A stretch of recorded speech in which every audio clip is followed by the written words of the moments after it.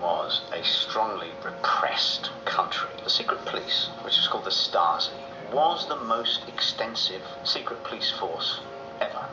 For example, the Nazis had about one informer for every 2,000 members of the population. The Stasi had one informer for every 60.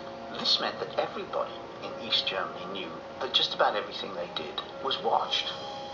In the early 60s, the Stasi built a new headquarters building. In Edge of Eternity, there are several scenes set in Stasi headquarters, and I visited the building to get a sense of what it must have been like. Chapter 1 of Edge of Eternity, Rebecca is summoned to this building, an invitation which in a secret police state is absolutely terrifying. It felt very intimidating. It felt scary. I just think as soon as you walked into that building, you would just throw up with terror. By 1989, my German family, like so many real-life German families, is split.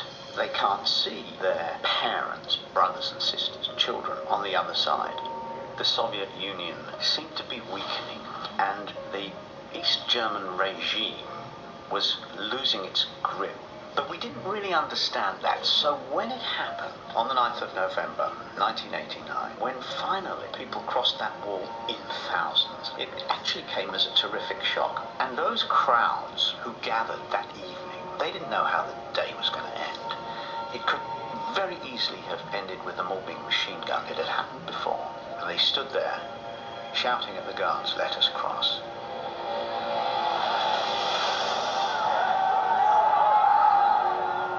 The fall of the wall symbolized the end of the Cold War, this terrible period when the two armed camps of the world were sort of nose to nose with their nuclear bombs in their hands.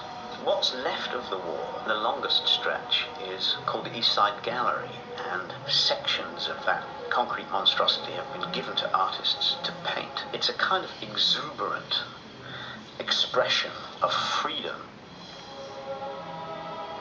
This was given to me as a gift on my 65th birthday by my German publishers, Lübbe, because the wall is such an important barrier in Age of Eternity. It stops people doing what they want to do, and it symbolizes the repression of Eastern Europe. And it's been painted with the image from the cover of the German translation of Edge of Eternity. I've lived with this trilogy for 7 years, and it's actually been 7 years of pretty hard work, because I underestimated the amount of time I needed, and I told people I'd write the trilogy in 7 years, and I should have said 9. So for much of the last 7 years, I've been working Saturdays and Sundays and working long hours, because I didn't want to disappoint people.